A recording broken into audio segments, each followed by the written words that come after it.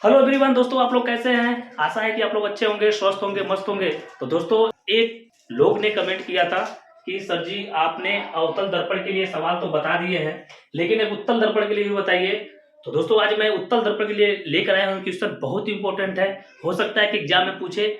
ऐसा क्वेश्चन एक जो है लॉन्ग क्वेश्चन में जरूर आता है, तो आप इसे तैयार करके जरूर जाइएगा। हो सकता है कि एग्जाम में ऐसा क्वेश्चन मिल जाए। तो यदि क्वेश्चन ऐसा आएगा तो आप इसे 100% कर पाएंगे। यहाँ पे देखिए दोस्तों, दिया गया है 2 सेमी की एक वस्तु उत्तल दर्पण के सामने 10 सेंटीमीटर की दूरी पर रखी हुई है, जिसकी फोकस दूरी 15 सेंटीमीटर है। तो दर्पण द्वारा प्रतिबिंब की स्थिति बतानी है, मतलब भी का मान ज्ञात करना है। वक्रता त्रिज्या मतलब आर का मान ज्ञात करना है। आवर्धन मतलब यम का मान निकालना है। प्रकृति बतानी है और प्रतिबिंब की लंबाई ज्ञात करना है, मतलब क्या, आई के मान ज्ञात करना है। देखिए हल करेंगे। यहाँ पे पहले जो जो मान दिया है उसे लिख लेते हैं। दिया है लिख लेंगे। क्या दिया गया है, यह उत्तल दर्पण। यह जो मेरा दिया गया है क्या है, उत्तल दर्पण है। उत्तल दर्पण में क्या क्या मान दिया गया है, देखिए 2 सेंटीमीटर की एक वस्तु है, उत्तल दर्पण के सामने 10 सेंटीमीटर की दूरी पर रखा गया है। मतलब यू का मान, जो दर्पण से वस्तु की दूरी होता है वह क्या होता है, यू होता है। तो यू का मान दिया गया है, कितना दिया गया है दोस्तों, 10 सेंटीमीटर दिया गया है। 10 सेंटीमीटर दिया गया है। और यह देखिए हमेशा वस्तु बाईं तरफ रखी होती है, तो यह क्या हो जाएगा, माइनस में हो जाएगा। और वस्तु ऊपर रखा गया होता है, इसलिए जो है उसकी लंबाई होगी वह क्या हो जाएगा, प्लस में होगा। अब देखिए और क्या दिया गया है, दूरी पर रखी हुई है जिसकी फोकस दूरी 15 सेंटीमीटर है। फोकस दूरी एफ का मान कितना दिया गया है, 15 सेंटीमीटर। दोस्तों एक चीज आप ध्यान दीजिएगा, उत्तल दर्पण है तो उत्तल दर्पण में जो फोकस होता है वह क्या होता है, प्लस में होता है। 15 सेंटीमीटर हो तो दर्पण द्वारा बने प्रतिबिंब की स्थिति मतलब भी का मान पूछा जा रहा है। और देखिए वक्रता त्रिज्या आर का मान पूछा जा रहा है। और क्या पूछा जा रहा है दोस्तों, आवर्धन। आवर्धन देखिए, आवर्धन ज्ञात करना है। आवर्धन को किस प्रदर्शित करते हैं, आवर्धन को किससे प्रदर्शित करते हैं, यम से। यम का मान पूछा जा रहा है। और क्या पूछा जा रहा है, प्रकृति। प्रकृति बताना है। और क्या बतानी है, प्रतिबिंब की लंबाई बतानी है। प्रतिबिंब की लंबाई। प्रतिबिंब की लंबाई क्या होता है, आई होता है। आई का मान भी फाइंड करना है। तो देखिए दोस्तों, यहाँ पे 5 वैल्यू को फाइंड करना है। तो यह क्या है, ओ को हम क्या बोलते हैं, वस्तु की लंबाई है। और यू को क्या कहते हैं, वस्तु से दूरी है। और एफ क्या है, फोकस है। भी क्या है, प्रतिबिंब की दूरी है। भी क्या है, प्रतिबिंब की दूरी है। और आर क्या है, त्रिज्या है। यह चीजें दोस्तों आपको पता होना चाहिए कि ओ को क्या कहते हैं, यू को क्या कहते हैं, एफ को क्या कहते हैं, भी को क्या कहते हैं, आर को क्या कहते हैं। यह सभी चीजें आपको मालूम होना चाहिए। अब देखिए यहाँ पे सभी वैल्यू को हमको पता हो गया है। और जो है अब हम इसे हल करेंगे। तो देखिए दोस्तों कैसे हल करते हैं, देखिए सबसे पहले हम क्या करते हैं, पहले हम लोग जो है भी का मान निकाल लेते हैं। यहां पे लिखेंगे दर्पण के सूत्र से,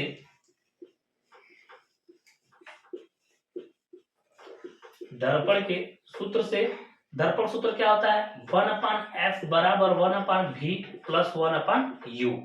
तो दोस्तों यह जो फार्मूला हमारा होता है, यह किसी भी प्रकार का दर्पण हो, चाहे अवतल हो, चाहे उत्तल हो, चाहे कॉन्केव मिरर हो, चाहे कॉन्वेक्स मिरर हो, दोनों मिरर के लिए यह फार्मूला होता है। बहुत इंपॉर्टेंट है। चलिए आइए देखिए, अब इसी में वैल्यू को हम क्या करेंगे, पुट करेंगे।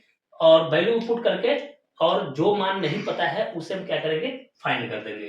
तो देखिए यहाँ पे एफ का मान दिया गया है। एफ का मान कितना दिया गया है दोस्तों, 15 सेंटीमीटर दिया गया है। यहाँ पे देखिए जो एफ का मान फोकस को प्लस में लिया गया है, इसलिए प्लस में लिया गया है कि उत्तल दर्पण में फोकस दूरी प्लस में होता है और अवतल दर्पण में फोकस क्या होता है, माइनस में होता है। तो चलिए आगे देखते हैं। बराबर 1/v, भी का मान देखिए दिया गया है, नहीं दिया गया है तो भी को इसी छोड़ देते हैं। फिर प्लस 1/u, u का मान क्या है, -10 है। -10 है, क्यों माइनस होता है, क्योंकि अवतल दर्पण हो चाहे उत्तल दर्पण हो, हमेशा वस्तु जो होता है बाईं तरफ होता है। तो बाईं तरफ का जो वैल्यू होता है, जो कोऑर्डिनेट हम लोग पढ़े थे निर्देशांक ज्यामिति में, आप लोग पढ़े होंगे कि जब बाईं तरफ कोई भी दूरी स्थित होता है तो बाईं तरफ की वैल्यू को माइनस में लिया जाता है। इसलिए यहाँ पे हम क्या करेंगे, माइनस में ले लेंगे। अब इसे हल करेंगे। अब देखिए ये क्या हो जाएगा 1/15 हो जाएगा बराबर 1/v, ये प्लस का माइनस और मल्टीप्लाई करेंगे तो ये क्या हो जाएगा -1/10 हो जाएगा। अब देखिए दोस्तों यहाँ पे क्या है, अंक ए भी है, अंक ए भी है और यहाँ पे एक अक्षर है, तो अंक वाले को एक तरफ कर देते हैं और अक्षर वाले को एक तरफ कर देते हैं। तो देखिए 1/50 ये -1/10 है, इस साइड लाएंगे तो माइनस हो तो क्या हो जाएगा +1/10 हो जाएगा, बचेगा क्या 1/v। इतना दोस्तों आपको अच्छी तरह समझ में आ गया होगा। अब देखिए अब क्या करेंगे, अब हम जो है 15 और 10 यहाँ पे देखिए दोनों जो है हर बराबर नहीं है, यदि ऐसा भिन्न आपको मिलता है तो इसे एलसीएम लेकर के हल करेंगे, क्योंकि जब हर बराबर नहीं रहता है तो एलसीएम लेके हल करना पड़ता है, अगर हर बराबर रहता है तो ऊपर वाले को क्या करते हैं डायरेक्ट हम जोड़ देते हैं। तो अब देखिए क्या करेंगे, देखिए 1/v बराबर ये 1/v है, तो दोनों का एलसीएम कितना हो जाएगा 15 10 का एलसीएम निकाल लेते हैं। देखिए ये 15 हो गया और ये 10 हो गया, तो यह जो है देखिए यहाँ से पहले 2 से काटेंगे, 15 नहीं कटेगा उतार देंगे, 2 को पढ़ा में 10 कितने बार में आता है 5 बार में। अब देखिए 3 का पढ़ा देते हैं, 3 5 15, 5 ऐसे उतर जाएगा, फिर 5 से 5 1 5 5 1 5 2 3 6 5 30, टोटल एलसीएम दोस्तों मेरा प्राप्त हो गया कितना 30 प्राप्त हो गया, 30 आ गया। तो हम इसको जो है नीचे की तरफ जो है एक हर में हम 30 लिख देंगे। अब जब एलसीएम जब प्राप्त हो जाता है तो दोनों भिन्नों का जो हर होता है वह बराबर हो जाता है। अब देखिए जब हम अगली वाले क्वेश्चन में बताए थे कि ऐसा क्वेश्चन आपको मिलेगा जब हर बराबर नहीं रहता है तो एलसीएम लेने के बाद पहले वाले हर से भाग देंगे एलसीएम में, पहले वाले हर से, ये पहला हर है एलसीएम लिया गया है तो पहले वाले हर से एलसीएम में भाग देंगे, तो 15 का भाग देंगे, 15 का पहाड़ा पड़ेंगे 30 में तो 2 बार में आएगा 15 दूना 30। अब हर से भाग देंगे, जो भागफल आएगा अंश में मल्टीप्लाई करेंगे, 2 एकम 2 हो जाएगा और यहाँ पे प्लस है तो प्लस। अब 10 से भाग देंगे 3 आएगा, 3 का ऊपर मल्टीप्लाई करेंगे 3 एकम 3 हो जाएगा। ये हो जाएगा दोस्तों 1/v बराबर 3 दो कितना हो जाएगा 5 हो जाएगा, दोनों को ऐड करेंगे तो 2 3 5 हो जाएगा और बटे में क्या हो जाएगा 30 हो जाएगा। अब देखिए क्या होता है 1/v है, जब इसको हम पलटेंगे v बटे 1 करेंगे तो ये भी पलट जाएगा, ये कितना हो जाएगा 30/5 हो जाएगा। v बराबर क्या हो जाएगा 5 एकम 5 5 6 30 हो जाएगा। v बराबर मेरा कितना प्राप्त हो जाएगा दोस्तों 6 सेंटीमीटर मालूम हो जाएगा। यहाँ पे आप लोग देख रहे होंगे v का मान प्लस में आया है, प्लस में आने का मतलब ये है कि जो वस्तु का प्रतिबिंब बनेगा वह कैसा बनेगा, आभासी बनेगा और कैसा बनेगा सीधा बनेगा, क्योंकि अगर यही पे माइनस आता तो यह वास्तविक और उल्टा प्रतिबिंब बनता, लेकिन यहाँ पे v का मान प्लस में आया है तो इसका मतलब जो प्रतिबिंब बनेगा इसकी प्रकृति हो जाएगी जो है आभासी और सीधा हो जाएगा, यही इसकी प्रकृति हो जाएगी। तो दोस्तों ये v का मान वल्लीवर v का मान निकला है, एक मान मेरा मालूम हो गया, प्रतिबिंब की दूरी मालूम हो गया। अब हम लोग क्या निकालेंगे त्रिज्या निकाल लेंगे, आवर्धन निकाल लेंगे, प्रकृति बता देंगे और प्रतिबिंब की लंबाई ज्ञात कर लेंगे। तो दोस्तों यहाँ पे अच्छी तरह से आपको पता हो गया होगा कि v का मान कैसे निकालते हैं उत्तल दर्पण में। यह एक जो है एक दोस्त ने कमेंट किया था कि सर जो है हमको उत्तल दर्पण पे एक सवाल बताइएगा, तो यह दोस्तों देखिए आपको बता दिया गया है, अच्छी तरह से इसको ये देख लीजिए, एग्जाम में हो सकता है आ जाए तो आप इसे 100% कर पाएंगे। अब देखिए अब मैं बात करता हूं जो है त्रिज्या कैसे ज्ञात करेंगे। देखिए v का मान मेरा निकल गया कितना 6 सेमी। अब त्रिज्या ज्ञात करेंगे। देखिए चूंकि हम लोग जानते हैं दोस्तों F बराबर r/2, यह वाला फार्मूला पढ़े हुए हैं, अगले वीडियो में बताया गया था फोकस दूरी और वक्रता त्रिज्या में संबंध, इसी को सिद्ध करके लाया गया था। फोकस दूरी और वक्रता त्रिज्या में संबंध जो होता है वह क्या होता है, F बराबर r/2 होता है। तो इसी वाले फार्मूले पे हम लोग जो है r का मान ज्ञात कर लेंगे। तो यहाँ पे F का मान दिया गया है 15 रख देंगे और r नहीं पता है, r को छोड़ देते हैं तो ये बटे में 2 हो जाएगा। अब ये 2 भाग में है, जब इसको पक्षांतर करेंगे तो ये भाग में इधर आएगा तो क्या हो जाएगा मल्टीप्लाइंग हो जाएगा, तो 15 × 2 हो जाएगा बराबर क्या हो जाएगा r हो जाएगा। r बराबर कितना हो जाएगा 15 दूना 30 सेंटीमीटर हो जाएगा। यह दोस्तों मेरा क्या हो जाएगा वक्रता त्रिज्या हो जाएगा। यह देखिए प्लस में आया है, ये उत्तल दर्पण है इसलिए जो है यह क्या हो जाएगा प्लस में 30 सेंटीमीटर हो जाएगा। तो यह दूसरा वैल्यू प्राप्त हो गया। अब देखिए अब मुझे क्या ज्ञात करना है, आवर्धन ज्ञात करना है। तो आवर्धन के लिए क्या हो जाएगा, चूंकि हम लोग पढ़े हैं आवर्धन m बराबर 2 फार्मूला होता है, एक आई बटे ओ होता है और एक क्या होता है माइनस भी बाई यू होता है। तो इसमें दोस्तों एम हम ज्ञात करेंगे। देखिए ओ तो पता है, आई मुझे नहीं पता है, इसलिए हम क्या करेंगे माइनस भी बाई यू वाला फार्मूला ले लेंगे।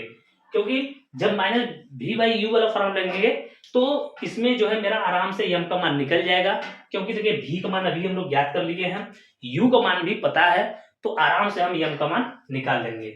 आई बटे वो क्यों नहीं लगा रहे हैं दोस्तों, क्योंकि आई का मान मुझे नहीं पता है, अभी आई का मान निकालना होगा। जब आई का मान और ओ का मान दोनों पता होता तो हम एम बराबर आई बटे ओ लगा करके आवर्धन को निकाल लेते। लेकिन यहाँ पे आई का मान नहीं पता है, इसलिए हम क्या करेंगे एम बराबर माइनस भी बाई यू लगाएंगे। तो देखिए, तो यहाँ पे दोस्तों देखिए ये माइनस फार्मूला में दिया गया है और भी का मान अभी हम लोग निकाले हैं, कितना निकाले हैं दोस्तों 6 निकाले हैं, और यू का मान पहले से दे रखा है -10 दिया है। तो यह वाला माइनस ये वाला माइनस से कैंसिल हो जाएगा। और देखिए इसे जो है हम लोग जो है काट के छोटा कर सकते हैं, 2 3 6 2 5 10। इस तरह से दोस्तों मेरा m बराबर 3/5 आ जाएगा। इसको जो हम भाग देंगे, देखिए तो भाग देंगे तो क्या हो जाएगा, देखिए ये 3 है और नीचे क्या है 5 है, तो यहाँ पे हमको 5 से भाग देना पड़ेगा 3 में। तो यह जो है छोटा अंक भाग नहीं जाएगा, दशमलव लगा करके 0 बढ़ा लेंगे, 5 6 क्या हो जाएगा 30 हो जाएगा। इस तरह से दोस्तों मेरा जो है 0.6 जो है मेरा आवर्धन निकल जाएगा, m बराबर 0.6 आ जाएगा। तो दोस्तों आपको देखिए कितना अच्छी तरह से सभी वैल्यू को आसानी तरीके से बता दिया जा रहा है। अगर एग्जाम में अगर यह आएगा क्वेश्चन तो आप इसे 100% कर पाएंगे। तो आवर्धन भी मेरा मालूम हो गया, आवर्धन कितना प्राप्त हो गया दोस्तों 0.6 मालूम हो गया। अब हम लोग प्रकृति भी बता देते हैं, प्रकृति भी आपको मालूम हो गया। मैं बताया था कि जब भी का मान मेरा प्लस में आया हुआ है, देखिए यहाँ पे भी का मान प्लस में आया है तो यह आभासी और सीधा प्रतिबिंब बनेगा। तो अब हम लोग क्या करते हैं प्रतिबिंब की लंबाई को देख लेते हैं। चूंकि हम लोग यही वाला फॉर्मूला देखिए, अब हम लोग जो है यही वाला m बराबर आई बटे ओ लगा लेते हैं। चूंकि m बराबर आई बटे ओ भी मालूम है, तो अभी हम m का मान यहाँ पे 0.6 निकाले हैं, तो यह हो जाएगा। और i का मान नहीं पता तो i को ऐसे छोड़ देते हैं, और o का मान दिया गया है यहाँ पे 2 दिया गया है, तो 2 को लिख लेते हैं। अब देखिए यह क्या हो जाएगा, यह 2 भाग में इधर आएगा तो क्या हो जाएगा मल्टीप्लाई हो जाएगा, 2 × 0.6 हो जाएगा, बराबर इधर बचेगा क्या i के। अब देखिए i बराबर क्या हो जाएगा दोस्तों, देखिए यह 2 को मल्टीप्लाई करेंगे 0.6 में, देखिए 0.6 है और 2 को मल्टीप्लाई करेंगे, 2 6 12 के 2 हासिल 1, 2 0 0 में 1 जोड़ेंगे 1 हो जाएगा। दशमलव एक स्थान पे है तो एक स्थान पे दशमलव लगा देंगे और i बराबर मेरा कितना हो जाएगा 1.27 हो जाएगा। तो देखिए दोस्तों यह मेरा जो है जो प्रतिबिंब की लंबाई आया है वह वस्तु की लंबाई से क्या है छोटा है। देख रहे होंगे आप लोग, वस्तु की लंबाई जो है 2 सेंटीमीटर का है, लेकिन प्रतिबिंब की लंबाई जो आया है 1.2 आया है। इसका मतलब वस्तु की लंबाई से प्रतिबिंब की लंबाई क्या है छोटा है। तो यहाँ पे हम प्रकृति में लिख देंगे दोस्तों, देखिए इसकी प्रकृति बता देंगे, प्रकृति बराबर लिख देंगे, देखिए लिख देंगे वस्तु का प्रतिबिंब, वस्तु का प्रतिबिंब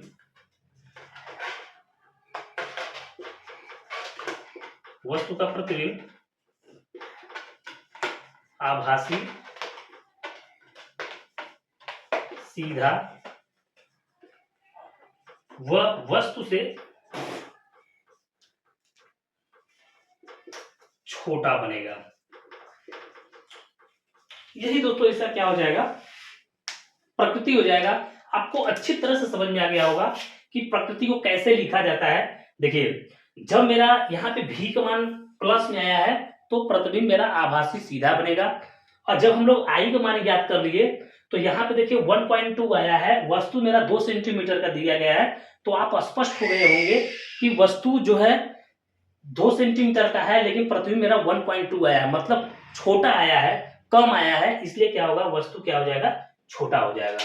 तो पूरा वीडियो देखने से आपको अच्छी तरह समझ में आ गया होगा कि उत्तल दर्पण के लिए यदि क्वेश्चन आता है, न्यूमेरिकल आता है, यदि ऐसा अंकित प्रश्न आता है तो आप इसे कैसे करेंगे, तो आपको पूरा वीडियो देखने से अच्छी तरह समझ में आ गया होगा। तो दोस्तों हमारे यदि वीडियो पे आप नए हैं तो हमारे पेज को फॉलो कर लीजिए, यदि यूट्यूब पे देखते हैं उसको सब्सक्राइब कीजिए, लाइक कीजिए, कमेंट कीजिए और इसे शेयर भी जरूर कीजिए। चलिए दोस्तों आपको मिलते हैं नेक्स्ट वीडियो में, तब तक के लिए धन्यवाद। जय हिंद दोस्तों।